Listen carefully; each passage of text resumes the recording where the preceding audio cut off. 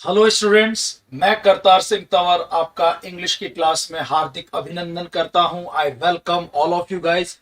दोस्तों, आज हम ग्रामर का ये मान लीजिए कि सबसे पहला चैप्टर पढ़ने वाले हैं। How to start reading grammar, how to start study grammar. Grammar को पढ़ना कैसे शुरू किया जाए, what are the basics of a grammar, of any language.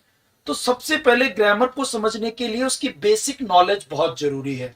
और किसी भी ग्रामर के लिए अगर हम बात करें तो उस ग्रामर में कुछ सेंटेंसेस होते हैं। सेंटेंस से फिर छोटे पार्ट की अगर हम बात करें तो क्लोज होते हैं, उसमें उपवाक्य होते हैं, फ्रेजेस होते हैं, उसमें वर्ड्स होते हैं, उसमें लेटर्स होते हैं। तो आज वाली जो बेसिक क्लास है तो सबके लिए जरूरी है। बहुत छोटे स्टूडेंट से लेकर के जो बड़े स्टूडेंट्स हैं उन सबको ये बात आनी ही चाहिए कि सेंटेंस क्या है, क्लोज क्या है, फ्रेज किसे कहते हैं, वर्ड्स किसे कहते हैं हम लोग, लेटर कितने होते हैं, क्या होते हैं। और फिर हम बात करेंगे कि सेंटेंसेस के प्रकार कैसे होते हैं। सिंपल सेंटेंस क्या है, कंपाउंड क्या है, कॉम्प्लेक्स क्या है, असर्टिव सेंटेंस किसे कहते हैं, इंट्रोगेटिव किसे कहते हैं, इंपरेटिव, एक्सक्लेमेटरी किसे कहते हैं। तो इन सब के बारे में हम बात करेंगे। हम बात करेंगे कि भाई बेसिक नॉलेज क्या है, सेंटेंस किसे कहते हैं, सेंटेंस के प्रकार क्या होते हैं, ताकि जब आप आगे ग्रामर को पढ़ें तो ये बेसिक बातें आपके दिमाग में पहले से रहें। तो आज हम लोग बात करने वाले हैं बेसिक नॉलेज ऑफ सेंटेंस, और सेंटेंस जो छोटे यूनिट्स हैं उसके ऊपर भी बात करेंगे हम लोग। ठीक है ना। जैसे अगर हम बात करें सेंटेंस की, तो सेंटेंस एक एक ग्रुप ऑफ वर्ड्स होता है, group of words which has complete sense. इसके कंप्लीट सेंस होता है। और ग्रुप ऑफ वर्ड्स होता है जिनको एक पर्टिकुलर ग्रामेटिकल ऑर्डर में जमाया जाता है। वर्ड्स को एक ग्रामेटिकल ऑर्डर में जमाया जाता है कि भाई पहले सब्जेक्ट आएगा, फिर वर्ब आएगी, फिर ऑब्जेक्ट आएगा। इस तरह से एक सेंटेंस बनता है और उसका एक कंप्लीट सेंस होता है। क्लोज क्या होता है, सेंटेंस का एक पार्ट होता है। एक सेंटेंस में टू और मोर देन टू क्लोजेज हो सकते हैं, दो या दो ज्यादा उपवाक्य हो सकते हैं। ठीक है ना। उपवाक्य मतलब ये भी ग्रुप ऑफ वर्ड्स होता है, इसमें भी पर्टिकुलर ग्रामेटिकल होता है, इसका भी एक सेंस होता है but not complete sense. Sometimes एक मेन क्लोज हो सकता है, एक उस पर डिपेंडेंट क्लोज हो सकता है, कई बार दोनों इंडिपेंडेंट क्लोजेस भी होते हैं। ठीक है ना। फिर क्लोज से छोटा पार्ट होता है फ्रेज, जिसमें ग्रुप ऑफ वर्ड्स होता है जिसमें जनरली वर्ब नहीं होती और इसका एक कंप्लीट सेंस नहीं होता। सेंस होता है बट ऐसे ना कंप्लीट सेंस नहीं होता। फिर फ्रेज से छोटी अगर हम यूनिट की बात करें इंग्लिश के अकॉर्डिंग तो वर्ड है, शब्द, ए मीनिंगफुल कलेक्शन ऑफ लेटर्स, जिसमें लेटर्स को जोड़ा जाता है, लेकिन मीनिंगफुल होना चाहिए। बी ओ वाई होगा, वाई ओ बी ये वर्ड नहीं होगा। वाई ओ बी भी कलेक्शन ऑफ लेटर है, वाई ओ बी, लेकिन वो शब्द नहीं है क्योंकि उसका कोई मीनिंग नहीं है। बी ओ वाई आप जो है वो आप कह सकते हैं कि एक वर्ड है। और फिर लेटर होते हैं, हर इंग्लिश में या हर लैंग्वेज में अलग अलग लेटर होते हैं। इंग्लिश की बात करें तो देयर आर 26 लेटर्स, जिसमें से 5 जो है वॉवल होते हैं और 21 जो होते हैं वो कॉन्सोनेंट होते हैं। तो ये बेसिक बातें पता होनी चाहिए। लेटर से भी अगर हम छोटी बात करें तो लेटर जैसे एक लेटर और वर्ड के बीच में एक और एक यूनिट होती है, इसको मॉर्फीम कहते हैं। मॉर्फीम मतलब a smallest significant unit of meaning, जिसका मीनिंग तो होता है बट ऐसे ना वो उसका ऐसे कंप्लीट सा मीनिंग नहीं होता। मीनिंग तो होता है उनका, स्मॉलेस्ट यूनिट होती है वो मीनिंग की, significant smallest unit of meaning, morpheme. जैसे ईडी, ईडी, आईएनजी, जो प्रीफिक्स सफिक्स होते हैं ये सब जो है ना ये मॉर्फीम है। अब मॉर्फीम पे फिर दो प्रकार होते हैं, फ्री मॉर्फीम और बाउंड मॉर्फीम। अगर उनकी बात करें, एक फ्री मॉर्फीम होता है, एक बाउंड मॉर्फीम होता है। तो मॉर्फीम वर्ड से थोड़ा छोटा होता है और लेटर से थोड़ा बड़ा होता है। फिर लेटर की बात करते हैं, लेटर जो अक्षर जिसे हम कहते हैं हिंदी में, इंग्लिश में बात करें तो देयर आर 26 लेटर्स। इसके अलावा फिर हम बात करेंगे मॉर्फीम के भी कुछ पार्ट्स होते हैं जिनको हम एलोमॉर्फ कहते हैं, उन्हें एलोमॉर्फ कहा जाता है। ठीक है ना। तो इस तरह से अगर देखा जाए तो ये बेसिक बातें। और फिर इसमें हम लोग सेंटेंस के प्रकार पढ़ेंगे कि सेंटेंस कितने प्रकार के होते हैं। सेंटेंस को भी अलग अलग भागों में बांटा जाता है। कुछ एक पार्ट होता है कि सेंटेंस सिंपल, कंपाउंड, कॉम्प्लेक्स होता है। एक पार्ट होता है कि सेंटेंस या तो एफर्मेटिव होता है या नेगेटिव होता है। एक पार्ट होता है कि सेंटेंस होते हैं वो असर्टिव, इंट्रोगेटिव, एक्सक्लेमेटरी, इंपरेटिव, इस तरह के सेंटेंस होते हैं। तो ये सब बेसिक बातें आज वाली क्लास में हम पढ़ने वाले। आई होप कि आप इस क्लास को बहुत इंजॉय करेंगे इसको आप, ठीक है ना। देखते हैं इस पूरे चैप्टर में we will discuss about the basic knowledge of sentence. हम सेंटेंस की बेसिक नॉलेज के बारे में पढ़ेंगे। बेसिक नॉलेज, सेंटेंस की बेसिक नॉलेज, और उसमें जो सेंटेंस के अलावा जो अदर यूनिट्स हैं जैसे क्लोज है, फ्रेज है, वर्ड है, मॉर्फिम है, इनके बारे में बताने वाला हूं। तो एक एक की हम डेफिनेशन पढ़ेंगे, उनके एग्जांपल्स देखेंगे, तो आपको बेसिक आइडिया लग जाएगा। इंग्लिश लैंग्वेज को आप शुरू करना चाहते हैं, कुछ पढ़ना शुरू करना चाहते हैं, तो आई होप कि आपको ये वाला चैप्टर जो है बहुत मदद करेगा उन चीजों को सीखने के लिए। सेंटेंस, सेंटेंस क्या होता है? A sentence is a group of words. Sentence शब्दों का एक ग्रुप होता है, वर्ड्स का एक ग्रुप होता है, जिसको पर्टिकुलर ग्रामेटिकल ऑर्डर में जमाया जाता है। In a particular grammatical order. Particular grammatical order मतलब कि भाई पहले सब्जेक्ट आएगा, फिर वर्ब आएगी, ऑब्जेक्ट आएगा, कॉम्प्लीमेंट आएगा, एडवर्बियल आएगा। ऐसे ना क्रम होता है कि एक पैटर्न होता है, एक पर्टिकुलर ऑर्डर होता है, वो एक ऑर्डर में वर्ड्स को जमाया जाता है and has a complete sense. और सेंटेंस का अपना एक कंप्लीट सेंस होता है।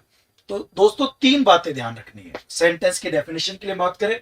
ग्रुप ऑफ वर्ड्स होता है, इसको पर्टिकुलर ग्रामेटिकल ऑर्डर में जमाया जाता है, और तीसरी बात इसका कंप्लीट सेंस होता है। तो आपसे कोई पूछे कि सेंटेंस क्या है, तो आप कहेंगे भाई ये ग्रुप ऑफ वर्ड्स है जिसको पर्टिकुलर ग्रामेटिकल ऑर्डर में जमाया जाता है और इट हैज कंप्लीट सेंस। इसका कंप्लीट सेंस होता है। आई होप ये वाली बात समझ में आ गई। जैसे आई एम अ टीचर, मैं कहूं कि मैं टीचर हूं, तो यहां कुछ वर्ड्स है, आई है, एम है, ए है, टीचर है, और इसका यही क्रम होगा। आप ये नहीं कहेंगे आई, टीचर, एम, ए, या एम, टीचर, आई, ए, ऐसे ना कुछ भी ऑर्डर में जमा नहीं सकते उल्टा सीधा।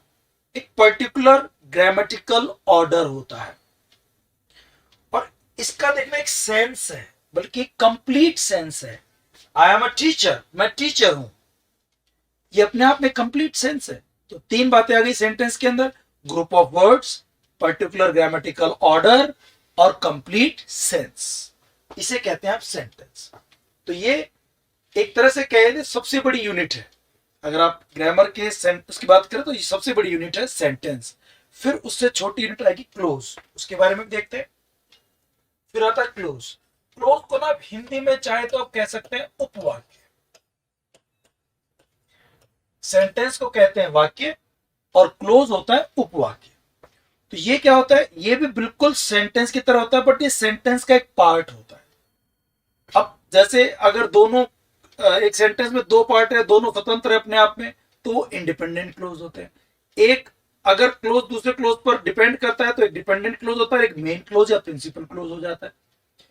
क्लोज भी ग्रुप ऑफ वर्ड्स होता है, इसमें भी पर्टिकुलर ग्रामेटिकल ऑर्डर में जमा जाता है। इसका सेंस होता है बट कंप्लीट सेंस नहीं होता, क्योंकि अपने सेंस के लिए दूसरे क्लोज पर डिपेंड करता है, या फिर दो क्लोज आकर के फिर एक पूरा सेंटेंस बनता है, या तीन क्लोज बनकर के एक सेंटेंस बनता है। तो कह सकते हैं कि क्लोज होता है ना, वो सेंटेंस का पार्ट होता है। ये आप समझ सकते हैं। एक ग्रुप ऑफ वर्ड्स, ये बात भी है, ग्रुप ऑफ वर्ड्स होता है विच हैज सेंस, जिसका सेंस होता है, but there are complete sense नहीं लिखा, but not complete sense. Sense तो होता है but not complete sense is called clause. इसे आप क्लोज कहते हैं। It is a part of sentence, ये एक सेंटेंस का ही पार्ट होता है। It is a part of sentence, sentence का पार्ट होता है। जैसे हम कहें Ram is my brother and Mohit is my cousin. Ram मेरा भाई है और मोहित मेरा कजन है। राम मेरा भाई है और मोहित मेरा कजन है। ये अगर हम बात करें तो ये क्या है? एक क्लोज ये हो गया राम इज माई ब्रदर, जो अपने आप में कंप्लीट अर्थ रखता है। अकेला कर दिया जाए तो फिर सेंटेंस बन जाएगा, बट अब ये है तो इस सेंटेंस का पार्ट है। ये पूरा सेंटेंस है तो यहां से शुरू हो रहा है, फुल स्टॉप तक है, ये इसका पार्ट हो गया। Ram is my brother, Ram मेरा भाई है, and Mohit is my cousin, और मोहित मेरा कजन है। तो ये दोनों जो है ये एक सेंटेंस के पार्ट है, तो ये क्लोज हो गया, ये क्लोज हो गया। अच्छा, इनको अलग अलग कर दिया जाए तो ये अपने आप में फिर एक सेंटेंस बन जाते हैं, बट अभी ये सेंटेंस के पार्ट हैं, इसलिए इनको आप दो क्लोज बोलेंगे। हालांकि दोनों क्लोज यहाँ पे इंडिपेंडेंट है, स्वतंत्र है, और एंड से जोड़ा गया है इसको, ये कोऑर्डिनेटर है और कोऑर्डिनेटिंग कंजक्शन से जुड़े हुए हैं, तो ये पूरा एक सेंटेंस है जिसको हम यहाँ कंपाउंड सेंटेंस कहते हैं इंग्लिश का कोडी, जो आगे मैं पढ़ाऊंगा कि कंपाउंड सेंटेंस किसे कहते हैं। यहाँ पे this sentence has two different parts, ये जो सेंटेंस देख रहे हैं दो पार्ट्स हैं या दो क्लोजेज हैं, एक तो राम इज माई ब्रदर और एक मोहित इज माई कजन। तो ये जो दो पार्ट है ना ये क्लोज है, इनको क्लोजेस कहते हैं। बात समझ आ गई दोस्तों आपको, ये होता है। आगे बढ़ते हैं, देखो फिर आता है फ्रेज। फ्रेज क्या होता है, एक ग्रुप ऑफ वर्ड्स होता है, ये भी क्लोज के सेंटेंस तरह, बट जनरली ना इसमें वर्ब नहीं होती। 6 तरह के फ्रेज होते हैं, noun phrase, adjective phrase, adverbial phrase, prepositional phrase, ठीक है ना, जेनेटिव फ्रेज, और एक होता है वर्ब फ्रेज। एक वर्ब फ्रेज में तो वर्ब होती है, बाकी जो फ्रेज होते हैं ना उनमें वर्ब नहीं होती। बिना वर्ब का जो ग्रुप ऑफ वर्ड्स है उसे आप फ्रेज कहते हैं। इसका भी एक सेंस होता है बट कंप्लीट सेंस नहीं होता। सेंस तो होता है but complete sense, group of words होता है जिसका थोड़ा सेंस होता है बट कंप्लीट सेंस नहीं होता। और जनरली वर्ब फ्रेज को छोड़ दें, इसमें वर्ब भी नहीं होती, ये खास बात है। तो देखो फ्रेज, इसको आप शब्दांश ऐसे कहते हैं। एक ग्रुप ऑफ वर्ड्स होता है, ये भी ग्रुप ऑफ वर्ड्स होता है विदाउट अ वर्ब। जनरली इसमें वर्ब नहीं होती, केवल छोड़ के वर्ब फ्रेज को, इनमें वर्ब नहीं होती। Which does not have complete sense, और इसका कंप्लीट सेंस नहीं होता। ग्रुप ऑफ वर्ड्स है, इसमें वर्ब नहीं होती, इसका कंप्लीट सेंस नहीं होता। तीसरी बात, इसे आप फ्रेज कहते हैं, इज नॉन एज फ्रेज, ठीक है ना। जैसे इन द क्लास, इन एक वर्ड है, द एक वर्ड है, क्लास एक वर्ड है, ग्रुप ऑफ वर्ड्स है, और इसमें देखो वर्ब नहीं है, और इसका सेंस है बट कंप्लीट सेंस नहीं है। इन द क्लास, क्लास में अर्थ तो है बट कंप्लीट अर्थ नहीं है, ध्यान देना इस बात को। विद द पेंसिल, देखो कुछ वर्ड्स का ग्रुप है जिसमें वर्ब नहीं है और इसका एक सेंस है बट कंप्लीट सेंस नहीं है। द इंटेलिजेंट बॉय, इसका भी एक सेंस है बट कंप्लीट सेंस नहीं है और वर्ब भी नहीं है। तो ये तीनों जो आप देख रहे हैं ये फ्रेज के एग्जाम्पल है। इसके एग्जाम्पल है दोस्तों, फ्रेज के एग्जाम्पल है। फ्रेज मतलब group of words, generally without verb, it has sense but not complete sense. Got it? इसे कहते हैं फ्रेज। तो एक सेंटेंस किसे कहते हैं, क्लोज किसे कहते हैं, और फ्रेज किसे कहते हैं, ये बात हमने देखी। अब आगे बढ़ते हैं। इसके बाद इससे छोटी कई वर्ड। देखो हमने सेंटेंस पढ़ लिया, सेंटेंस के बाद छोटी, इससे छोटी यूनिट आई अपने पास क्लोज, देन उससे छोटी फ्रेज। अब हम बात करते हैं वर्ड। वर्ड क्या होता है, मीनिंगफुल कलेक्शन ऑफ लेटर्स और मॉर्फीम्स। मॉर्फीम को पढ़ेंगे अपन अभी। मीनिंगफुल कलेक्शन ऑफ लेटर्स, ये लेटर्स का कलेक्शन होता है, कुछ अक्षर मिलकर के वर्ड बनते हैं जिनका कोई मीनिंग भी होता है। कुछ लेटर मिलके या कुछ मॉर्फीम मिलकर के एक कलेक्शन बनता है जो जिसका कोई मीनिंग होता है, उसे आप कहते हैं word. Is known as a word. जैसे मैं बता रहा हूं आपको, BOY, एक लेटर है B, एक लेटर है O, एक लेटर है Y, सॉरी, इन तीनों को मिलाकर के आपने क्या बना दिया, एक वर्ड बना दिया। क्या इसका कोई मीनिंग है? बिल्कुल, बॉय यानी लड़का।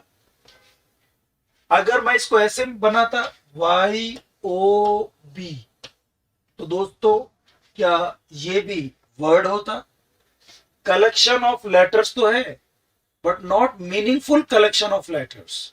लेटर्स का मीनिंगफुल कलेक्शन नहीं, ऐसा कोई मीनिंग नहीं निकल रहा।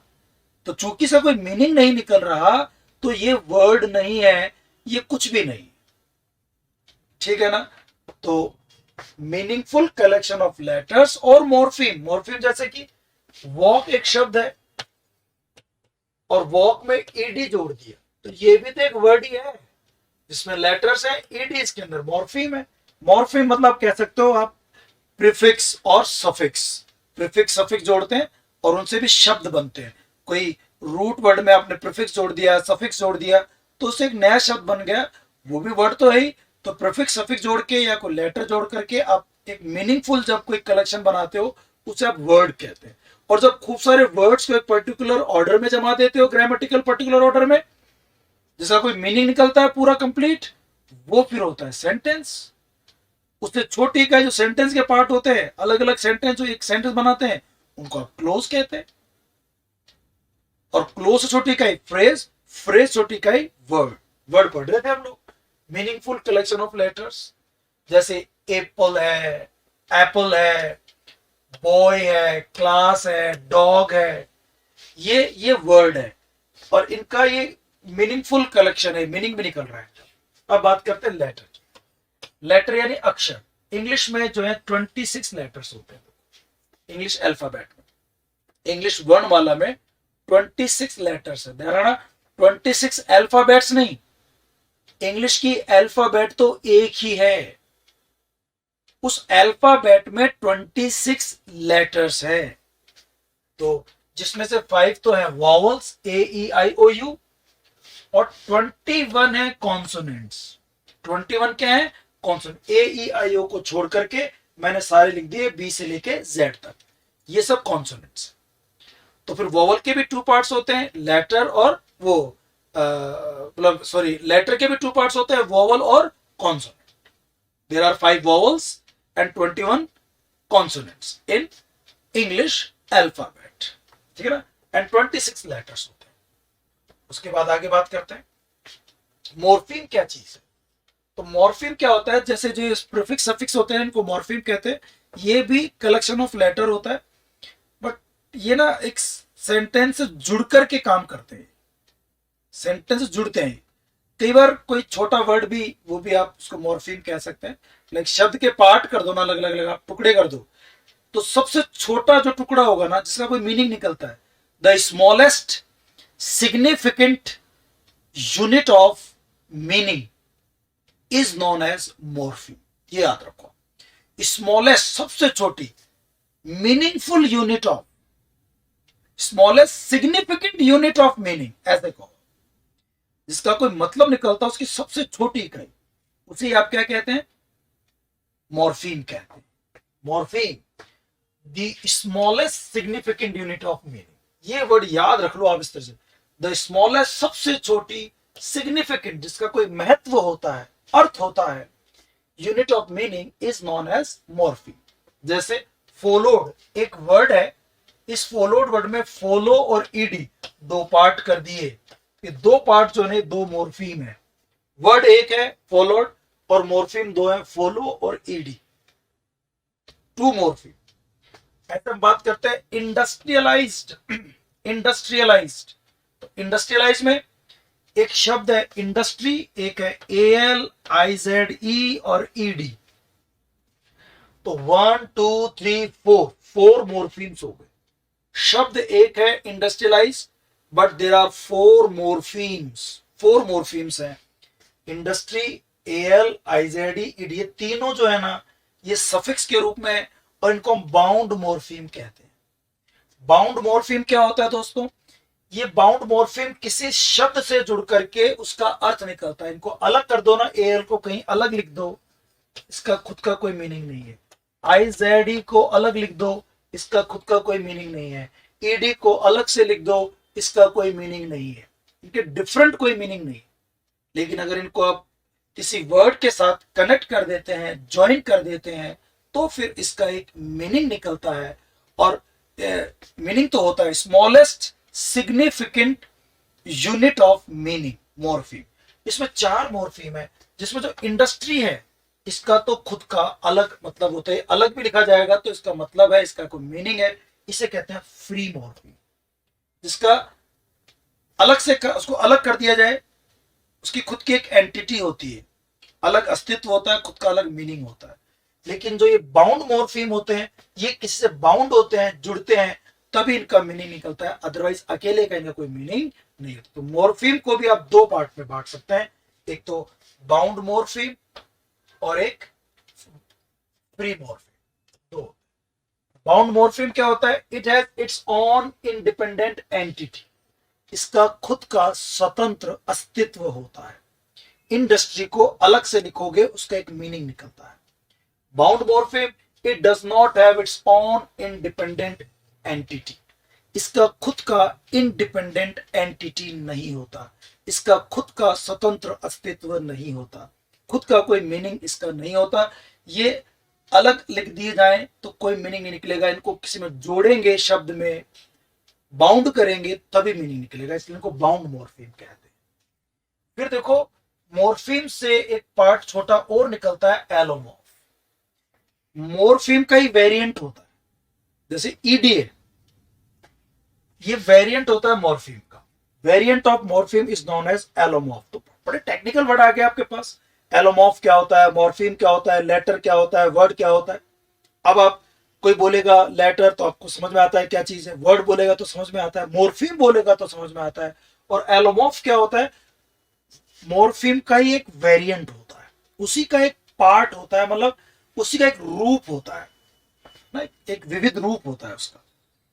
जैसे मैं आपको एग्जांपल दूं, ईडी। ईडी मॉर्फीम है, इसके तीन allomorph, there are 3 एलोमॉर्फ्स of ED. 3 एलोमॉर्फ्स। 3 allomorph कौन कौन से हैं? ईडी के 3 साउंड होते हैं एक्चुअली, है ना, जैसे WALKED। यहां पे जो ईडी है इसका टे साउंड है, वॉक्ड।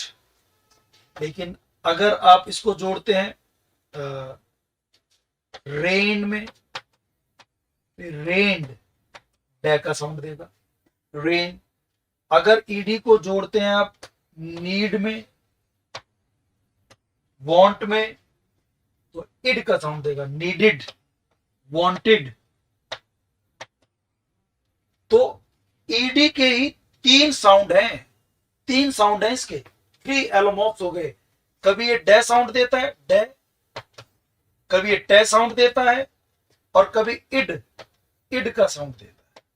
3 साउंड देता है दोस्तों, ड, ट, इड। तो ईडी के 3 साउंड हो गए। ऐसे एस और यस को भी जय भी बोलते हैं। एस जब लगता है किसी नाउन के आगे, वर्ब के आगे, तो कभी वो ज प्रोनाउंस करता है, कभी वो से प्रोनाउंस करता है, ठीक है ना, और कभी वो इज का प्रोनाउंस करता है, बुशेस, बॉसेस, ऐसे। तो 3 एलोमॉर्फ्स हैं ईडी के, तो ये इसका रूप होता है। ओके, अब ये छोटा पार्ट खत्म हो गया हमारा। अब हम बात करेंगे काइंड्स ऑफ सेंटेंस। हमने sentence, clause, phrase, word, letter, morpheme और एलोमॉर्फ, ये सब चीजें पढ़ ली है। क्या होता है, बेसिक जो पार्ट्स हैं, यूनिट्स हैं, उनको हमने देख लिया। अब सेंटेंस पे हमने बात की थी कि ग्रामेटिकल ऑर्डर होता है, ग्रुप ऑफ वर्ड्स है जिसका कोई कंप्लीट सेंस होता है। अब इनको अलग अलग पार्ट्स में बांटा जाता है। सेंटेंस के अलग अलग प्रकार होते हैं, ये कह सकते हैं आप। ये sentence can be divided into 3 ways, इसको 3 तरह से बांटा जा सकता है। एक तो आप कह सकते हैं, पहला तरीका तो क्या है सेंटेंस बांटने का, आप सेंटेंस बारे में कह सकते हैं कि सेंटेंस या तो एफर्मेटिव है या वो नेगेटिव है। अब सुनो, जो सेंटेंस एफर्मेटिव होगा वो नेगेटिव नहीं होगा, और जो नेगेटिव होगा वो एफर्मेटिव नहीं होगा। तो अगर इनके बारे में बात करें तो एफर्मेटिव सेंटेंस क्या होता है, इसको हिंदी में कहते हैं सकारात्मक वाक्य। इट हैज पॉजिटिव सेंस, इसका ना सकारात्मक सेंस होता है, पॉजिटिव सेंस होता है, और इसमें नॉट नहीं होता। नेगेटिव सेंटेंस में इट हैज नेगेटिव सेंस, उसका सेंस नेगेटिव होता है, and it has not in the sentence with the verb, इसमें नॉट का यूज करते हैं। देखो यही बात है। एफर्मेटिव सेंटेंस की बात करें तो पॉजिटिव सेंस होता है, इसमें सकारात्मक सेंस होता है। जैसे ही इज रिच, वो अमीर है, ही इज रिच, ये एक एफर्मेटिव सेंटेंस। नेगेटिव में क्या हो जाएगा, he is not rich, helping verb के साथ नॉट जोड़ दिया, ही इज नॉट रिच, वो अमीर नहीं है, तो ये नेगेटिव सेंस हो गया इसके अंदर, इट हैज नेगेटिव सेंस। तो एक प्रकार तो ये हो गया सेंटेंस का कि either the sentence is affirmative और नेगेटिव, या तो सेंटेंस एफर्मेटिव होगा या फिर वो नेगेटिव होगा। एफर्मेटिव मतलब which has positive sense, and negative sentence means which has negative sense. Got it? एक प्रकार थे। अब हम बात करते हैं सेंटेंस का दूसरा डिवाइडेशन। दूसरा क्या है, आप ऐसे भी डिवाइड कर सकते हैं कि एक सेंटेंस या तो डिक्लेरेटिव या असर्टिव होगा, दूसरा होगा इसी के अंदर इंट्रोगेटिव, तीसरा होगा इसके अंदर इंपरेटिव, और चौथा होगा इसके अंदर एक्सक्लेमेटरी। चार प्रकार ये होते हैं। एक तो एफर्मेटिव, नेगेटिव, तो एक अलग डिवाइडेशन हो गया। अब ये दूसरा डिवाइडेशन है जिसमें हम बात करते हैं कि सब्जेक्ट वर्ब कहां आते हैं, फुल स्टॉप आता है कि नहीं आता, उस पर डिपेंडेंट करता है।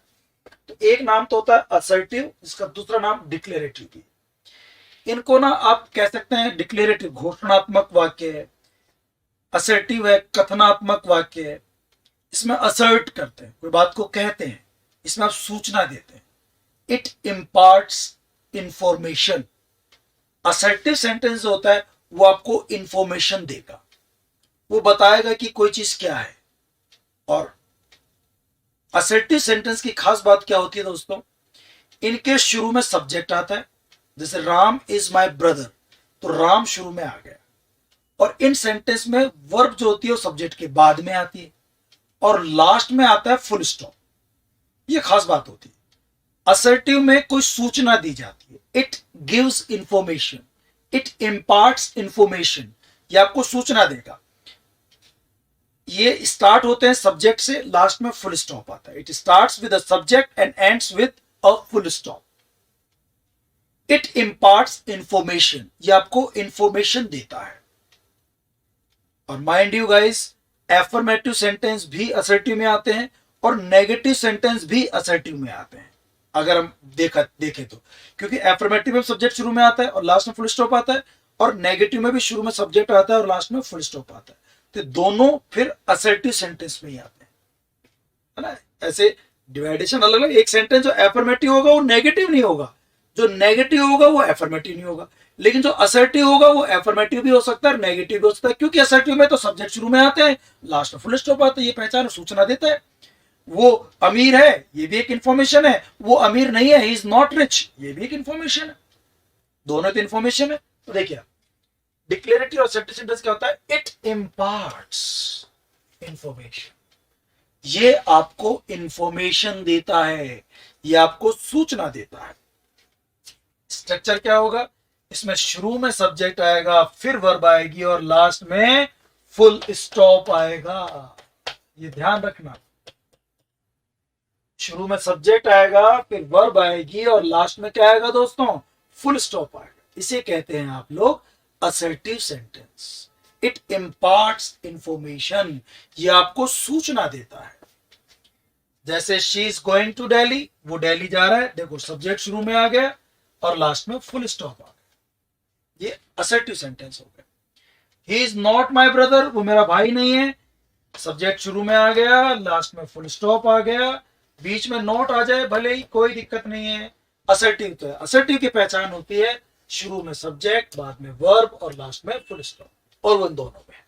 तो मतलब मेरा कहने का है कि एफर्मेटिव भी असर्टिव होते हैं, नेगेटिव भी असर्टिव होते हैं। असर्टिव क्या होते हैं, जिनके शुरू में सब्जेक्ट आता है, लास्ट में फुल स्टॉप आता है, और ये आपको इंफॉर्मेशन देते हैं। अब इससे जस्ट ऑपोजिट होता है इंटरोगेटिव, जो हम दूसरा पढ़ेंगे। इंट्रोगेटिव में क्या होगा, जो वर्ब होगी ना, खासकर यहाँ जो हेल्पिंग वर्ब होगी, वो सब्जेक्ट से पहले आएगी।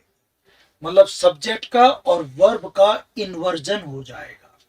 सब्जेक्ट का और वर्ब का क्या हो जाएगा, इन्वर्जन। जो वर्ब जो सब्जेक्ट के बाद में आती थी असर्टिव में, डिक्लेरेटिव में, वो वर्ब अब सब्जेक्ट से पहले आएगी, और लास्ट में फुल स्टॉप ना करके क्वेश्चन मार्क आएगा। ये होता है इंटेरोगेटिव सेंटेंस। इंटरोगेट करते हैं, इसमें आप पूछते हैं, आप क्वेश्चन पूछते हैं, इसमें आप इंफॉर्मेशन इकट्ठी करते हैं, इसमें देते हैं। असर्टिव में, इंट्रोगेटिव में इंफॉर्मेशन लेते हैं। इट सीक्स फॉर इंफॉर्मेशन, ये सूचना मांगती है आपसे। देखिए इंट्रोगेटिव सेंटेंस क्या होता है, it is used to seek information, ये आपसे इंफॉर्मेशन मांगता है। सीक इंफॉर्मेशन, इसमें जो वर्ब होती है, हेल्पिंग वर्ब मीन्स, वो सब्जेक्ट से पहले आती है, और लास्ट में क्या आता है, क्वेश्चन मार्क आता है। लास्ट में क्वेश्चन मार्क आएगा। There must be an inversion of subject and verb. मैं ये कह रहा था ना आपको, सब्जेक्ट और वर्ब का इन्वर्जन होगा। जो वर्ब सब्जेक्ट के बाद आती थी असर्टिव में, इंटरोगेटिव में वो वर्ब सब्जेक्ट से पहले आएगी, इन्वर्जन हो जाएगा। वर्ब जो है सब्जेक्ट से पहले आएगी, वर्ब जो सब्जेक्ट से पहले आएगी, और लास्ट में क्या लगाएंगे आप, क्वेश्चन मार्क लगाएंगे, ठीक है ना। जैसे अच्छा, there must be an inversion of subject and verb in interrogative sentence. Interrogative sentence में इन्वर्जन होता है सब्जेक्ट का और वर्ब का। जैसे आर यू अ स्टूडेंट, ये सब्जेक्ट था, आर, ये यू सब्जेक्ट है, आर यहाँ वर्ब है, और वर्ब जो है वो सब्जेक्ट से पहले आ रही है, लास्ट में क्वेश्चन मार्क। स्ट्रक्चर से पता लग गया कि ये इंटरोगेटिव। और देखो आप, ये पूछ रहा है आर यू अ स्टूडेंट, कि क्या आप स्टूडेंट हैं क्या, तो आपसे इंफॉर्मेशन सीख कर रहा है, आपसे इंफॉर्मेशन मांग रहा है। तो जिसमें इंफॉर्मेशन मांगी जाती है वो इंटरोगेटिव होते हैं। जैसे वेयर डज शी लिव, वो कहां रहती है, इसमें देखो डज हेल्पिंग वर्ब है जो सी सब्जेक्ट से पहले आ रही है, और लास्ट में क्वेश्चन मार्क दे रखा है। और ये पूछ रहा है किसी लड़की के बारे में कि वेयर डज शी लिव, वो कहां रहती है, इंफॉर्मेशन मांगता है आपसे।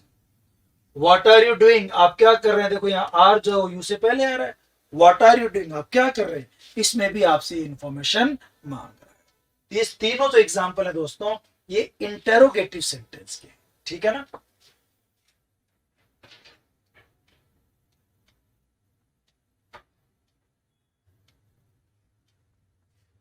ओके, आगे बढ़ते हैं। Imperative sentence. इंपरेटिव सेंटेंस देखो, इसको हिंदी में हम कहते हैं आज्ञा सूचक वाक्य, आदेशात्मक वाक्य। इसमें आदेश दिया जाता है, इसमें ऑर्डर होता है, आदेश, प्रार्थना, रिक्वेस्ट होती है, सलाह, एडवाइस होती है। इनमें आदेश, प्रार्थना, सलाह के सेंस, भाव छिपे हुए होते हैं। और जनरली ना ये सेंटेंस वर्ब की फर्स्ट फॉर्म से शुरू होते हैं। जैसे मैंने कहा ओपन द डोर, दरवाजा खोलो, ये सेंटेंस डोंट से शुरू होते हैं, मना करने के लिए। मैंने कहा डोंट ओपन द डोर, दरवाजा मत खोलो। Open the door, don't open the door, ये शुरू होते हैं प्लीज से, काइंडली से। जैसे हमने कहा please open the door, request कर दी, प्लीज ओपन द डोर। ये सेंटेंस शुरू होते लेट से, let me open the door, मुझे दरवाजा खोलने दो, let me open the door. तो open the door, please open the door, let me open the door, don't open the door, ये सब इंपरेटिव सेंटेंस है। इनमें या तो आप ऑर्डर देते हैं, या आप रिक्वेस्ट करते हैं, या फिर आप एडवाइस देते हैं किसी को, या परमिशन वगैरह मांगते हैं, परमिशन देते हैं, ऑर्डर देते हैं। इस तरह के सेंटेंस को आप इंपरेटिव सेंटेंस कहते हैं। और ये सब्जेक्ट से शुरू नहीं होते, ये हेल्पिंग वर्ब या WH वर्ड से शुरू नहीं होते, ये इनसे शुरू होता है, फर्स्ट फॉर्म से, डोंट से, प्लीज से, लेट से। ऐसे सेंटेंसेस को आप लोग इंपरेटिव सेंटेंस कहते हैं। देखिए आप क्या लिखा पढ़ने, imperative sentence is used to make a request, ये रिक्वेस्ट करने के लिए आता है, और to give order, advice, suggestion, या फिर आदेश देने के लिए, एडवाइस सलाह देने के लिए, सजेशन सुझाव देने के लिए, इनके लिए इसका यूज किया जाता है। It starts with first form, या तो फर्स्ट फॉर्म शुरू होते हैं वर्ब की फर्स्ट फॉर्म से, या डोंट से, लेट से, प्लीज से, काइंडली, इनसे शुरू होते हैं। तो पता लग गया इंपरेटिव सेंटेंस क्या होते हैं। अब इसके एग्जांपल देखते हैं। देखो हम लोग, जैसे ओपन द डोर, दरवाजा खोलो, वर्ब की फर्स्ट फॉर्म शुरू हो रहा है। अच्छा, इसमें कर्ता यू छिपा रहता है, हिडन रहता है, लिखते नहीं है, बोलते नहीं है। Open the door means you open the door, but you is hidden in this kind of sentence, उसको हटा दिया जाता है। तो ओपन द डोर का पूरा मतलब था you open the door. Don't open the door means you don't open the door. लेकिन मजे की बात देखना, या तो फर्स्ट फॉर्म शुरू होगा, या डोंट से, या प्लीज से, या लेट से। Let me open the door, please open the door, ये सारे इंपरेटिव सेंटेंस है। ये फर्स्ट फॉर्म से, डोंट से, प्लीज से, इनसे शुरू होते हैं। इनमें ऑर्डर, रिक्वेस्ट, एडवाइस, सजेशन आदि के सेंस होते हैं। Got it? ये हो गया इंपरेटिव। तो हमने पढ़ लिया असर्टिव, हमने पढ़ लिया इंट्रोगेटिव, पढ़ लिया इंपरेटिव। अब हम बात करते हैं एक्सक्लेमेटरी सेंटेंस की।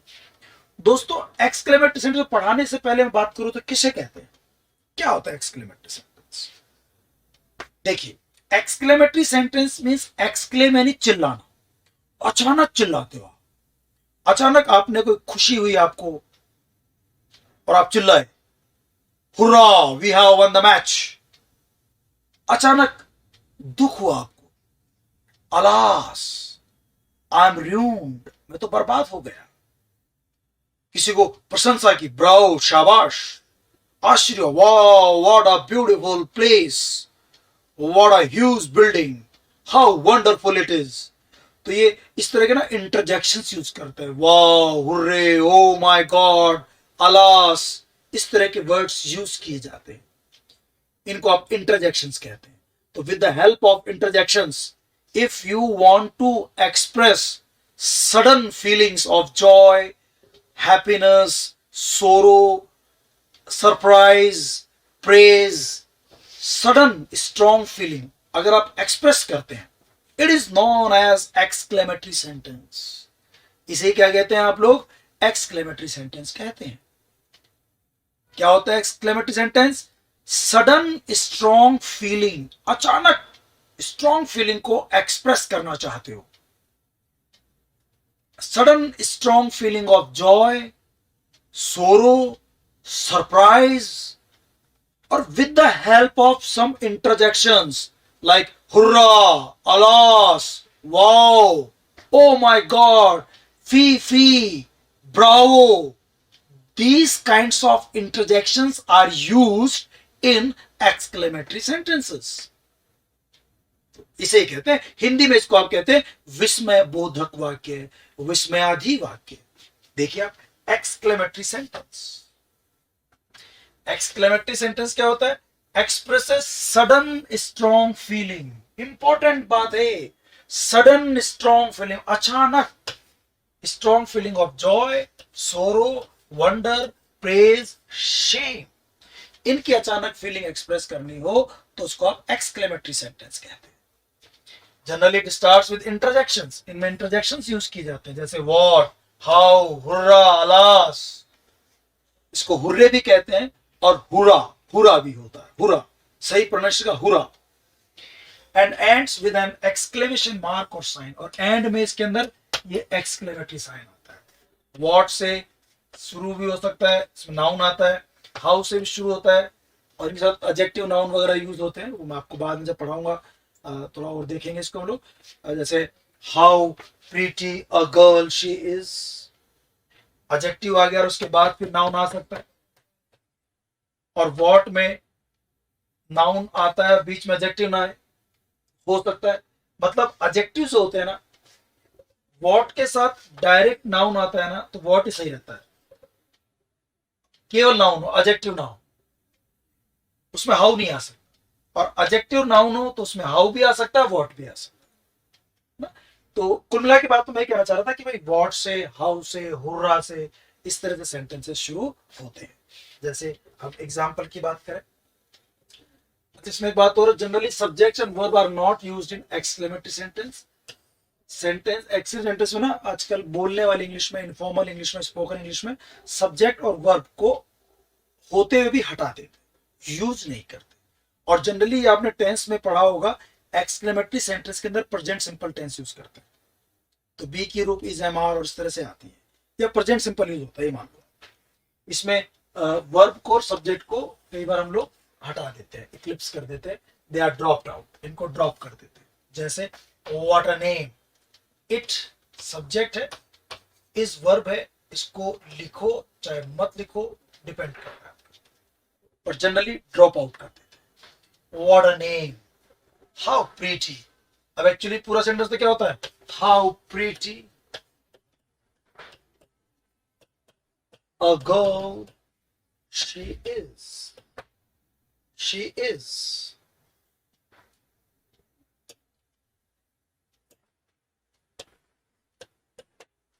how pretty a girl she is। अब यहां पर इस ए गर्ल शी, इसको तो इन्होंने क्या कर दिया, हटा ही दिया, समझ रहे हैं, इसको तो हटा ही दिया, केवल बोल दिया आपने हाउ प्रीटी, हाउ प्रीटी। तो शॉर्ट में लिखते हैं, कई बार सब्जेक्ट वर्ब नहीं लिखते, what a name, how pretty. अच्छा, ये सब चार तरह के सेंटेंस पढ़ लिए हम लोगों ने। 4 तरह के सेंटेंस होते हैं। कौन कौन से? असर्टिव, इंटरोगेटिव, इम्परेटिव और एक्सक्लेमेटरी। अब जो मैंने नोट लिखा ना वो क्या है, आप देखना कि जैसे हमने बात की कि इंटरोगेटिव सेंटेंस इंफॉर्मेशन पूछता है, और हमने बात की कि भाई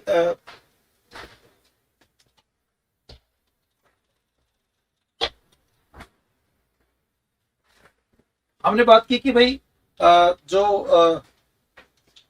असर्टिव सेंटेंस होता है वो सूचना देता है। तो इस प्रकार से ना अलग अलग काम करते हैं, बट हमेशा इंट्रोगेटिव सेंटेंस क्वेश्चन ही पूछेगा ये जरूरी नहीं है। कई बार कुछ इंट्रोगेटिव सेंटेंस रिक्वेस्ट भी करते हैं, ऑफर भी करते हैं। हमेशा कोई एक असर्टिव सेंटेंस सूचना ही देगा, इंफॉर्मेशन ही देगा ये जरूरी नहीं है। कई बार वो सूचना मांग भी लेते हैं, ठीक है ना। तो इसी तरह से अलग अलग सेंटेंस कई बार अलग अलग तरह के काम भी कर लेते हैं। तो वही बात है, there is no one to one correspondence between the form and meaning और सेंस ऑफ द सेंटेंस। कई बार किस सेंटेंस का फॉर्म अलग होता है, स्ट्रक्चर अलग होता है, लेकिन उसका मीनिंग और सेंस अलग होता है। इंट्रोगेटिव सेंटेंस कई बार सूचना दे देता है और कई बार असर्टिव सेंटेंस सूचना मांग लेता है। इंपरेटिव सेंटेंस आदेश देता है, बट कई बार वो क्वेश्चन भी पूछ लेता है। जैसे मैंने कहा टेल मी योर नेम, नाम बताओ, तो क्वेश्चन पूछ लिया। Would you like to have some sweets, क्या कुछ स्वीट्स लेना पसंद करेंगे क्या, क्वेश्चन के रूप में would you like to have some sweets question mark के साथ में आएगा, वुड शुरू में आएगा। लेकिन ये आपसे स्वीट्स के लिए कुछ क्वेश्चन नहीं पूछ रहा, आपको स्वीट्स ऑफर कर रहा है। ऐसे कई बार इनके अलग अलग यूज भी हो जाते हैं। इसके मैंने आपको 3-4 एग्जांपल दिए, देखिए आप। जैसे एक सेंटेंस है, will you please close the door. देखो विल आ गया, यू से पहले हेल्पिंग वर्ब शुरू हो रहा है, और लास्ट में क्या आ गया दोस्तों, क्वेश्चन मार्क।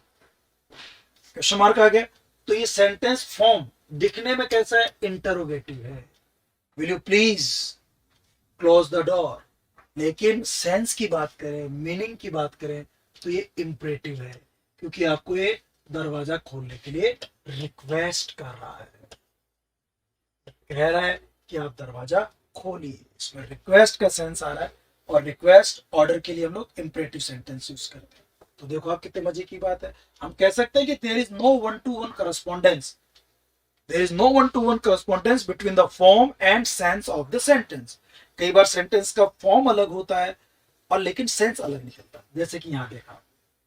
फिर देखो आप, अब की बार हम बात कर रहे हैं tell me your name. Verb की फर्स्ट फॉर्म शुरू हो रहा है, लास्ट में फुल स्टॉप आ रहा है, तो सेंटेंस का जो फॉर्म है वो तो इंपरेटिव है, क्योंकि जो वर्ब की फर्स्ट फॉर्म शुरू होते हैं, डोंट से शुरू होते हैं, वो इंपरेटिव सेंटेंस होते हैं। लेकिन सेंस, मीनिंग क्या है, काम क्या कर रहा है, टेल मी योर नेम, अपना नाम बताओ, इंफॉर्मेशन मांग रहा है, सीक इंफॉर्मेशन, तो ये इंटरोगेटिव हो गया मीनिंग।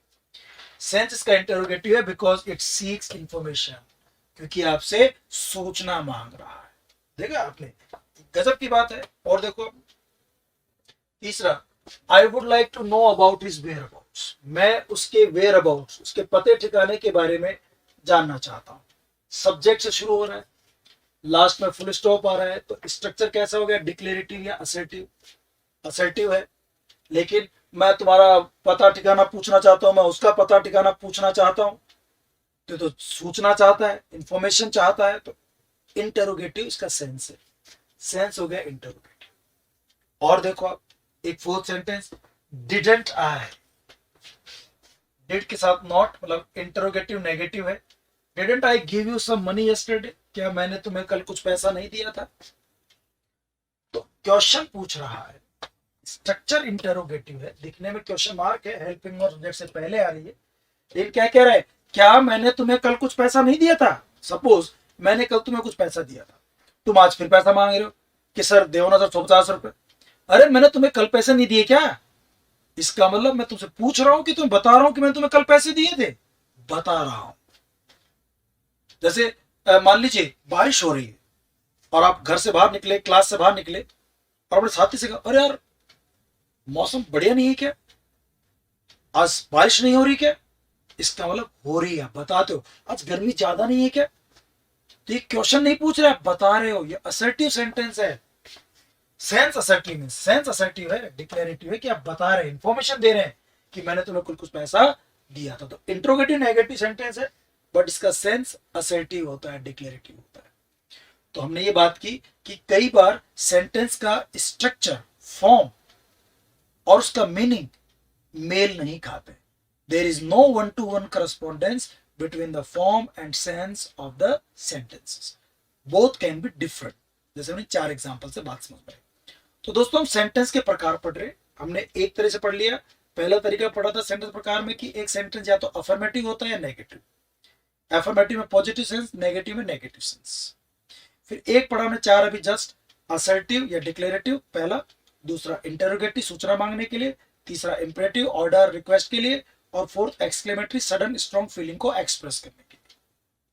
अब एक तीसरा इसका डिवाइडेशन और है. सेंटेंस के 3 पार्ट और कर सकते हैं. सिंपल, कंपाउंड और कॉम्प्लेक्स, है ना. इस पे बात करेंगे. एक sentence further can be divided as following. एक सेंटेंस सिंपल हो सकता है, फिर आगे पढ़ेंगे एक सेंटेंस कंपाउंड हो सकता है और एक सेंटेंस कॉम्प्लेक्स हो सकता है. तो सबसे पहले बात करते हैं सिंपल सेंटेंस क्या होता है. तो अब सब लोग ध्यान सुनना, बहुत इंपॉर्टेंट बात है. सिंपल सेंटेंस का मतलब होता है एक ऐसा सेंटेंस जिसमें केवल एक फाइनाइट वर्ब होती है. Only one finite. A sentence which has only one finite verb, जिसमें केवल एक फाइनाइट वर्ब होती है, उसे आप सिंपल सेंटेंस कहते हैं. अब आपके दिमाग में क्वेश्चन आएगा कि भाई फाइनाइट वर्ब क्या होती है. तो दोस्तों फाइनाइट वर्ब मतलब होता है ऐसी वर्ब जो टेंस को बताती है, जो नंबर सिंगुलर प्लूरल बताती है, या जो पर्सन बताती है कि ये फर्स्ट पर्सन की वर्ब है कि सेकंड पर्सन की है कि थर्ड पर्सन की है. या आप ऐसे कह सकते हैं एक वर्ब जो सेंटेंस के सब्जेक्ट के या सेंटेंस के टेंस के हिसाब से बदल जाए, नंबर के हिसाब से बदल जाए, उसके पर्सन के हिसाब से बदल जाए. तो ऐसी वर्ब को आप फाइनाइट वर्ब कहते हैं. और जो टेंस, नंबर, पर्सन के अकॉर्डिंग चेंज ना हो, उन्हें हम नॉन फाइनाइट वर्ब कहते हैं. ठीक है ना. तो सिंपल सेंटेंस जो होता है उसमें केवल एक फाइनाइट वर्ब होती है. ये पहले सिंपल सेंटेंस समझते हैं, फिर कंपाउंड को और कॉम्प्लेक्स को भी देखेंगे. पहले सिंपल को एक बार हम निपटाते हैं. Simple sentence has only one finite verb. ये सबसे इंपॉर्टेंट बात है. सिंपल सेंटेंस में केवल एक फाइनाइट वर्ब होती है. Only one finite verb. And may have one or more than one non-finite verbs. लेकिन हाँ, फाइनाइट वर्ब तो एक होगी, नॉन फाइनाइट वर्ब उसके अलावा एक भी हो सकती है, एक से ज्यादा भी हो सकती है, और हो सकती है ना भी हो. किसी सेंटेंस में केवल एक फाइनाइट वर्ब होगी, नॉन फाइनाइट नहीं हो तब भी काम चल जाएगा. फाइनाइट वर्ब होना जरूरी है किसी भी सेंटेंस को बनने के लिए, स्पेशली सिंपल सेंटेंस को बनने के लिए. मतलब किसी भी सेंटेंस बनने के लिए मानो ना, तो एक फाइनाइट वर्ब तो होना चाहिए. फाइनाइट वर्ब क्या होती है? जो टेंस, नंबर, पर्सन के को बताती है ना. मैं अभी एग्जांपल दूंगा आपको. तो एक सिंपल सेंटेंस वो होता है जिसमें केवल एक फाइनाइट वर्ब होती है, और एक या एक से ज्यादा नॉन फाइनाइट वर्ब रख सकती है. मे हैव हो सकता है, नॉन फाइनाइट एक भी ना हो. जैसे आई एम अ टीचर, मैं टीचर हूं. इसमें एम जो है ना एक ही वर्ब है, और ये फाइनाइट वर्ब. क्या है ये? फाइनाइट क्यों है? क्योंकि देखो ये टेंस के बारे में बता रही है कि प्रेजेंट सिंपल टेंस है. ये पर्सन के बारे में बता रही है कि फर्स्ट पर्सन है सब्जेक्ट इसका, तभी तो एम आया. सेकंड पर्सन में आर आता, थर्ड पर्सन में इज आता. और ये बता रही है कि जो पर्सन है सिंगुलर है, आई सिंगुलर के लिए होता है, एम सिंगुलर के लिए आता है. तो जो नंबर, पर्सन, टेंस को बताया वर्ब उसको फाइनाइट वर्ब कहते हैं. और इस सेंटेंस में एक ही वर्ब है, वो फाइनाइट. अगर किसी सेंटेंस में एक ही वर्ब है तो फाइनाइट वर्ब होगी, और एक वर्ब से ज्यादा वर्ब है तो पहली वर्ब फाइनाइट होगी, उसके अलावा जितने वर्ब होंगी सब वो नॉन फाइनाइट. पहली वर्ब फाइनाइट होगी, बाकी की सब नॉन फाइनाइट वर्ब होती है. ये खास बात होती है. तो देखिए सिंपल सेंटेंस क्या होता है? जिसमें केवल एक फाइनाइट वर्ब. केवल क्या होती है इसके अंदर? एक फाइनाइट वर्ब होती है. ठीक है ना.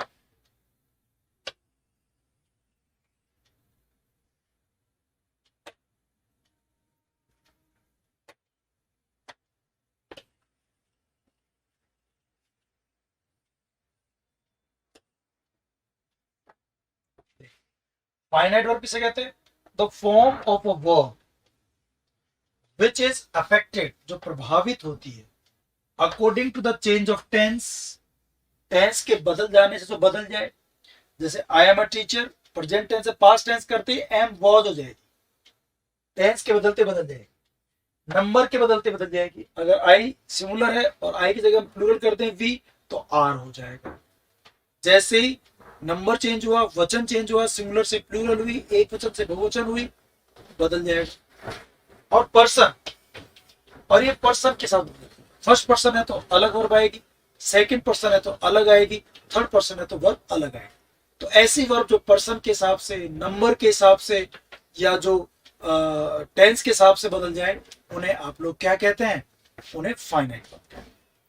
The form of verb which is affected according to the change of tense, number and person, उसे फाइनाइट वर्ब कहते हैं। देखिए नॉन फाइनाइट वर्ब किसे कहते हैं? The form of verb which is not affected, उल्टा हो गया उससे, जो प्रभावित नहीं होती change of tense, number and person. और ये नॉन फाइनाइट वर्ब केवल 3 तरह की होती है, 3 काइंड्स, जो बदलती नहीं है। एक तो इन्फिनेटिव, 2 प्लस फर्स्ट फॉर्म या first form. Non finite verb केवल 3 होती है, केवल 3। कौन कौन सी? इन्फिनेटिव या जेरेंड और प्रेजेंट पार्टिसिपल जो फर्स्ट फॉर्म आईएनजी से बनता है, और पास्ट पार्टिसिपल जो वर्ब की थर्ड फॉर्म से बनता है। केवल 3 तरह की होती है नॉन फाइनाइट वर्ब्स। एक तो पार्टिसिपल, प्रेजेंट पार्टिसिपल या पास्ट पार्टिसिपल, जिसको प्रेजेंट पार्टिसिपल जेरेंड भी कहते हैं क्योंकि दोनों में वर्ब की फर्स्ट फॉर्म में आईएनजी आता है। एक पास्ट पार्टिसिपल और थर्ड फॉर्म से, और तीसरा होता है इन्फिनेटिव। इन्फिनेटिव 2 तरह के होते हैं, एक तो बेयर इन्फिनेटिव केवल वर्ब की फर्स्ट फॉर्म, और एक टू इन्फिनेटिव जिसमें 2 प्लस वर्ब की फर्स्ट फॉर्म आता है। इन्फिनेटिव 2 प्लस फर्स्ट फॉर्म या केवल वर्ब की फर्स्ट फॉर्म, ठीक है ना। तो 3 तरह की नॉन फाइनाइट वर्ब्स होती है, 3 तरह केवल 3, बाकी सब फाइनाइट वर्ब। और ध्यान रखना, फाइनाइट वर्ब वाक्य के अंदर सब्जेक्ट के तुरंत बाद पहली वर्ब जो होती है फाइनाइट होती है, उसके अलावा जो वर्ब होती है वो नॉन फाइनाइट होती है। और एक सेंटेंस में मैक्सिमम 5 वर्ब्स हो सकती है, एक सिंपल सेंटेंस में मैक्सिमम 5 हो सकती है, जिनमें से पहली फाइनाइट होगी और बाकी की 4 नॉन फाइनाइट होंगी। अगर होती है तो मैक्सिमम 5 हो सकती है, पहली फाइनाइट। और कोई भी सेंटेंस बिना फाइनाइट के सिंपल सेंटेंस या कोई भी सेंटेंस बन ही नहीं सकता, फाइनाइट वर्ब तो होना जरूरी। नॉन फाइनाइट वर्ब से सेंटेंस नहीं बनते, फाइनाइट से बनते, क्योंकि फाइनाइट वर्ब ही है जो इंडिकेट करती है कि इसका टेंस क्या है, नंबर क्या है, पर्सन क्या है, ठीक है ना। तो देखिए मैं फाइनाइट और नॉन फाइनाइट कुछ एग्जांपल्स के थ्रू आपको समझाता हूं दोस्तों। देखिए एक एग्जांपल दिया है मैंने, I am going to market. समझना, बहुत अच्छी तरह समझने की कोशिश करना। मैं बाजार जा रहा हूं। अगर मैं इस आई सब्जेक्ट की जगह, जो कि फर्स्ट पर्सन है, अगर मैं यू यूज कर दूं जो कि सेकंड पर्सन है, तो वर्ब बदलेगी क्या दोस्तों? वर्ब प्रभावित होगी क्या, अफेक्ट होगी क्या? बिल्कुल होगी। I am going to market, I के साथ एम यूज किया, आई के जगह पे अगर यू आ जाए तो यू के साथ क्या यूज करेंगे आप? आर। सब्जेक्ट बदल गया, उसका पर्सन चेंज हो गया, तो वर्ब चेंज हो गई। पर देखना यहां पर भी गोइंग था, यहां पर भी गोइंग है, ये चेंज नहीं हुआ। जो वर्ब की फर्स्ट फॉर्म में आईएनजी है वो चेंज नहीं हो रहा, तो ये नॉन फाइनाइट है, ये फाइनाइट। जो वर्ब चेंज हो रही है, देखो आई के साथ एम आया, यू के साथ आर आ गया, ही के साथ इज आ गया, he is going to market, they are going to market, they were. जैसे देखो दोनों सब्जेक्ट सेम थे, लेकिन ये प्रेजेंट कंटिन्यूअस में, ये पास्ट। जैसे टेंस चेंज कर दिया, वर्ब चेंज हो गई ना भाई, देखो वर्ब चेंज हो गई। जैसे ही सब्जेक्ट चेंज किया, आई की जगह यू, फर्स्ट पर्सन का सेकंड पर्सन, एम का आर हो गया। यू सेकंड पर्सन है, ही थर्ड पर्सन है। जैसे थर्ड पर्सन कर दिया, ही इज हो गया। आई के साथ एम, यू के साथ आर, ही के साथ इज। पर्सन चेंज होते, फर्स्ट पर्सन, सेकंड पर्सन और third person. Person change, verb change. फिर देखो ये थर्ड पर्सन, ये भी थर्ड पर्सन, लेकिन क्या था, ये सिंगुलर है और ये प्लूरल है। ही भी थर्ड पर्सन है, दे भी थर्ड पर्सन, लेकिन ही का प्लूरल होता है दे। ही के साथ तो इज आया और दे के साथ क्या आ गया, आर आ गया। वर्ब चेंज हो रही है बार बार। ऐसे देखो यहां पर दे के साथ क्या यूज कर लिया अपन ने, वर्ब, क्योंकि टेंस चेंज कर दी। ये प्रेजेंट कंटिन्यूअस है, पास्ट कंटिन्यूअस। जैसे टेंस चेंज किया, वर्ब चेंज हो गई। तो वो वर्ब जो टेंस से बदल जाए, पर्सन से बदल जाए, नंबर से बदल जाए, उसे आप लोग क्या कहते हैं? उसे आप कहते हैं फाइनाइट वर्ब। तो ये सारे जो एग्जाम्पल आप देख रहे हो ना, ये फाइनाइट वर्ब के। और ये गोइंग गोइंग गोइंग गोइंग तो चेंज ही नहीं हो रही। जो चेंज नहीं हो रही टेंस के हिसाब से, पर्सन के हिसाब से, नंबर के हिसाब से, वो नॉन फाइनाइट वर्ब होती है। तो ये वाली नॉन फाइनाइट वर्ब है, और जो बदल गई वो फाइनाइट वर्ब है। समझ रहे हैं आप? और देखते हैं एग्जाम्पल, देखो मजा आएगा आपको। आई हैव ईटन फूड, मैंने खाना खा लिया। आई की जगह मैं कहूं शी, उसने खाना खा लिया। शी हैज ईटन फूड, उसने खाना खा लिया। आई की जगह जैसे ही मैंने सब्जेक्ट चेंज किया शी, आई फर्स्ट पर्सन था, सी थर्ड पर्सन था। हैव की जगह देखो हैज आ गया, वर्ब प्रभावित हो गई, चेंज हो गई अकॉर्डिंग टू पर्सन। फिर शी को सब्जेक्ट शी रखा, लेकिन टेंस चेंज कर दिया, प्रेजेंट परफेक्ट की जगह पास्ट परफेक्ट कर दिया, तो देखो हैड हो गया। तो ये जो वर्ब बदल रही है वो फाइनाइट है। और ईटन ईटन ईटन ये नहीं बदल रही, ये नॉन फाइनाइट है। बात समझ आ रही है आप लोगों को? जो वर्ब बदल जाए टेंस, नंबर, पर्सन के हिसाब से, वो वर्ब फाइनाइट वर्ब होती है। और जो वर्ब टेंस, नंबर, पर्सन के हिसाब से नहीं बदलती, वो नॉन फाइनाइट। और देखो नॉन फाइनाइट ईटन जो है ना, थर्ड फॉर्म, पास्ट पार्टिसिपल। इससे पहले में आईएनजी आईएनजी था, गोइंग गोइंग गोइंग, वो प्रेजेंट पार्टिसिपल है, जो प्रेजेंट पार्टिसिपल है। तो प्रेजेंट पार्टिसिपल, पास्ट पार्टिसिपल और एक infinitive, two plus first form और फर्स्ट फॉर्म, ये नॉन फाइनाइट वर्ब होती है। ये फाइनाइट, ये नॉन फाइनाइट। इस सेंटेंस में है मैक्सिमम 5 वर्ब, ये खास बात है।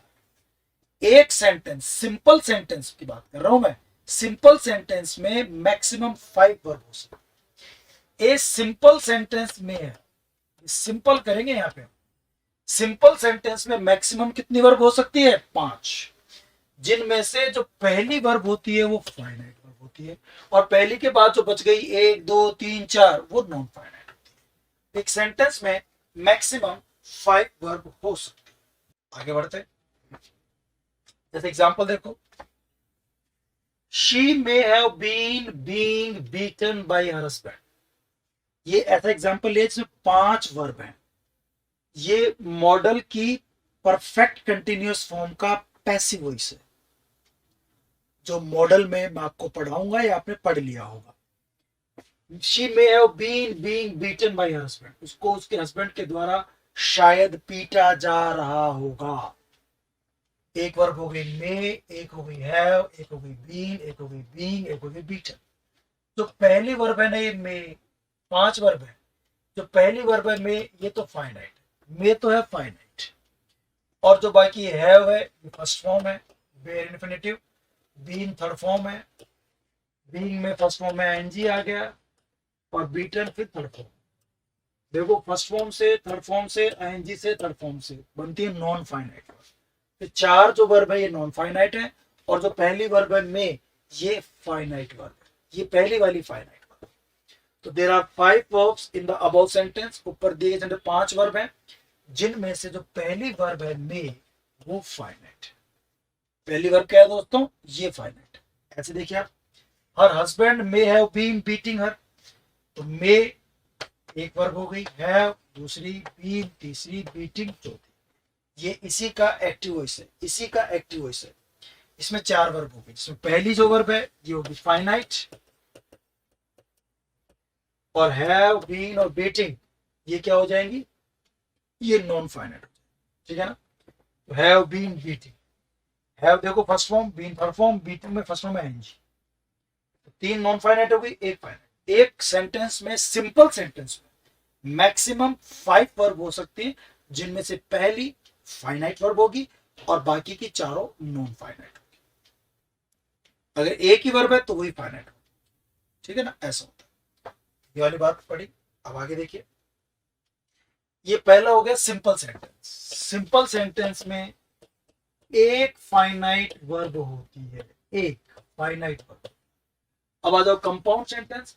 कंपाउंड सेंटेंस का बिल्कुल सिंपल सा लॉजिक है दोस्तों। कंपाउंड सेंटेंस में क्या होता है? 2 या 2 से ज्यादा, टू और मोर सिंपल सेंटेंस को जोड़ा जाता है और ये कोऑर्डिनेटर से जोड़े जाते हैं, कोऑर्डिनेटिंग कंजक्शन से जोड़े जाते हैं। कोऑर्डिनेटिंग कंजक्शन होता है and, or, nor, but, yet, still, either or, neither nor, not only but also, both and, ऐसे 11 कोऑर्डिनेटिंग कंजक्शंस होते हैं, उनसे जोड़े जाते हैं।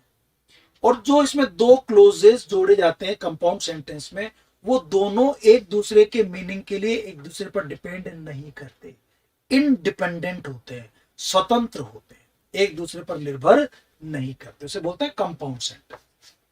कंपाउंड सेंटेंस हैज टू और मोर, इसमें दो या दो से ज्यादा इंडिपेंडेंट क्लोजेस होते हैं, दो या दो ज्यादा स्वतंत्र उपवाक्य होते हैं, and connected by coordinating conjunction और कोऑर्डिनेटर। इनको कोऑर्डिनेटिंग कंजक्शन से या कोऑर्डिनेटर से जोड़ा जाता है। ये कोऑर्डिनेटिंग कंजक्शन होते हैं एंड, और, नॉर, इस तरह के।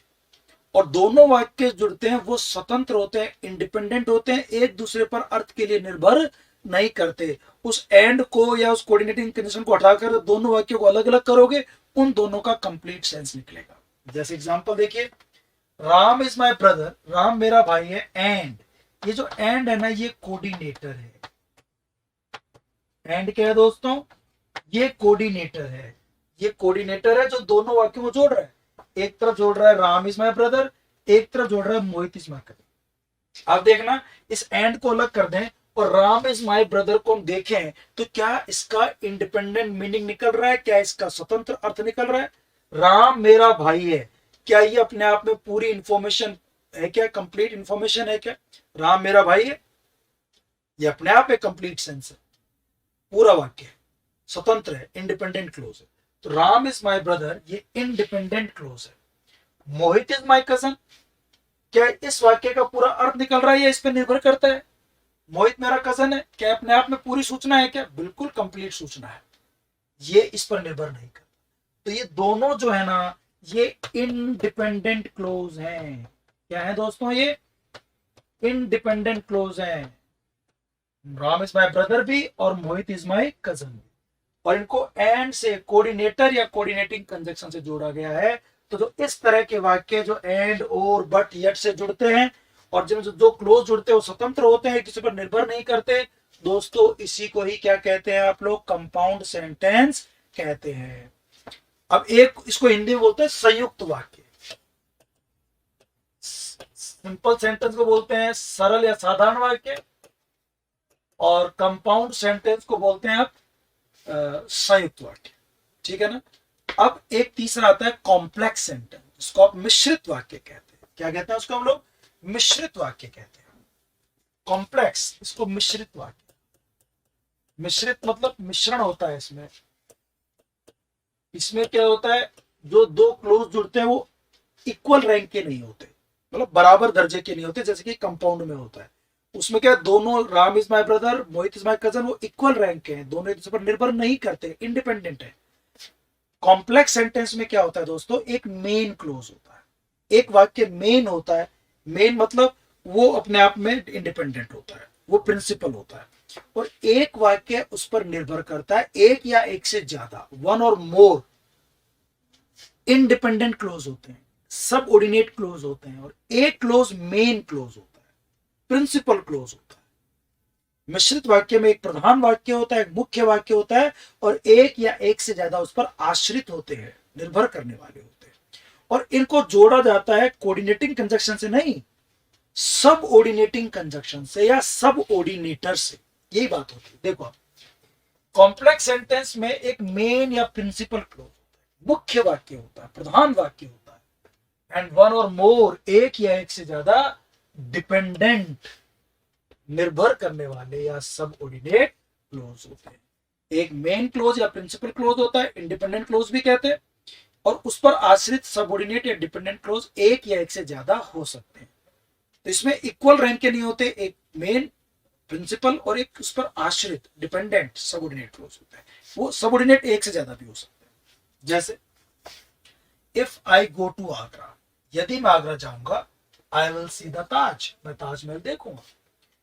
तो देखो, एक पहले तो क्या था, Ram is my brother and Mohit is my cousin. Ram मेरा भाई है और मोहित मेरा कजन, ये दोनों सूचनाएं अपने आप में अलग अलग है।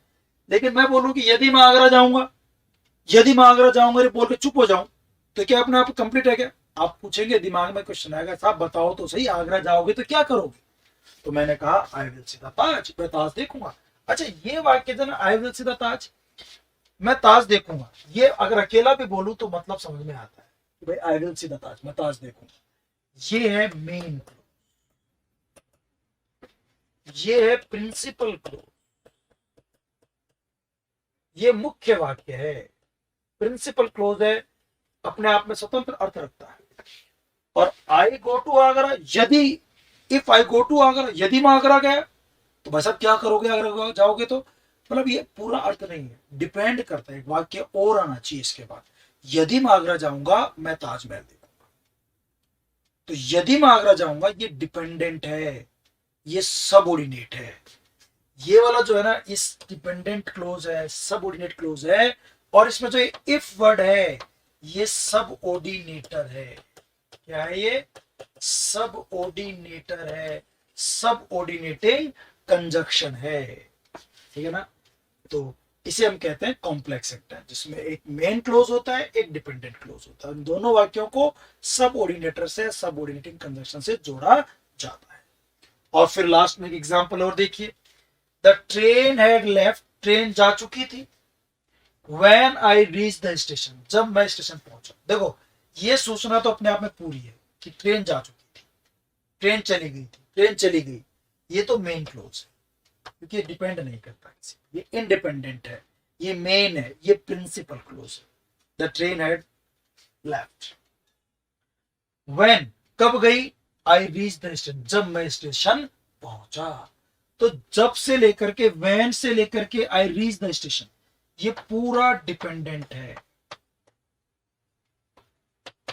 ये पूरा डिपेंडेंट क्लोज है, जिसमें जो वैन है ना, वैन, ये सब ऑर्डिनेटर का काम है। When I reach the station, ये पूरा डिपेंडेंट क्लोज है, जिसमें वैन सब ऑर्डिनेटिंग कंजक्शन का या सब ऑर्डिनेटर का काम करना है। तो उस कॉम्प्लेक्स सेंटेंस में क्या होता है? एक मेन क्लोज और एक उस पर डिपेंडेंट क्लोज होता है, सब ऑर्डिनेट क्लोज होता है। कंपाउंड सेंटेंस में क्या होता है? कोऑर्डिनेटर से जुड़ते हैं दो इंडिपेंडेंट क्लोज जो इक्वल रैंक के होते हैं। सिंपल सेंटेंस क्या होता है? जिसमें एक ही फाइनाइट वर्ब होती है। फाइनाइट वर्ब क्या होती है? जो टेंस, नंबर, पर्सन के अकॉर्डिंग चेंज हो जाती है, ठीक है ना। तो इस तरह से सेंटेंस के तीन पार्ट हो गए, सिंपल, कंपाउंड और कॉम्प्लेक्स। एक तो ये हमने डिवाइडेशन किया, एक हमने सेंटेंस को डिवाइड किया कि या तो सेंटेंस असर्टिव और डिक्लेरेटिव होगा, या वो इंटरोगेटिव, एक्सक्लेमेटरी और इंपरेटिव होगा। और एक डिवाइडेशन और किया था कि सेंटेंस या तो अफर्मेटिव होता है या वो नेगेटिव होता है। तो सेंटेंस के प्रकार हो गए, कौन कौन से प्रकार है ये पढ़ लिए। इसके अलावा मैंने पढ़ा दिया सेंटेंस कहते किसे हैं, लेटर क्या होता है, वर्ड क्या होता है, मॉर्फीम क्या होता है, फ्रेज, क्लोज क्या होते हैं। आई होप दोस्तों ये जो बेसिक नॉलेज दी ना आपको मैंने सेंटेंस के बारे में और छोटे यूनिट्स के बारे में, आई होप ये आपके लिए बहुत बेनिफिशियल होगी। And definitely you know would have enjoyed it. आपने एंजॉय किया होगा इसको, मस्ट हैव एंजॉयड, पक्का एंजॉय किया होगा। एम आई राइट? ओके, इसी तरह के कुछ क्लास हम लोग आगे और पढ़ेंगे, और आई होप ये क्लास आपने एंजॉय की होगी। इसको आप एंजॉय कीजिए, बेसिक अपने क्लियर कीजिए। नेक्स्ट क्लास में मैं आपको पार्ट्स ऑफ स्पीच के बारे में पढ़ाऊंगा। पार्ट्स ऑफ स्पीच के बारे में बात करेंगे, पहले उसके बारे में बेसिक बात करेंगे, कौन कौन से पार्ट्स ऑफ स्पीच हैं, और फिर हम उस क्लास को इंडिविजुअली अलग अलग बढ़ाएंगे। नाउन क्या होते हैं, प्रोनाउन क्या होते हैं, उनके बारे में पूरा डिस्क्रिप्टिवली पूरी बातें पढ़ेंगे। ठीक है दोस्तों, thank you so much. See you in the next class. Till then, bye bye and take care. Ciao.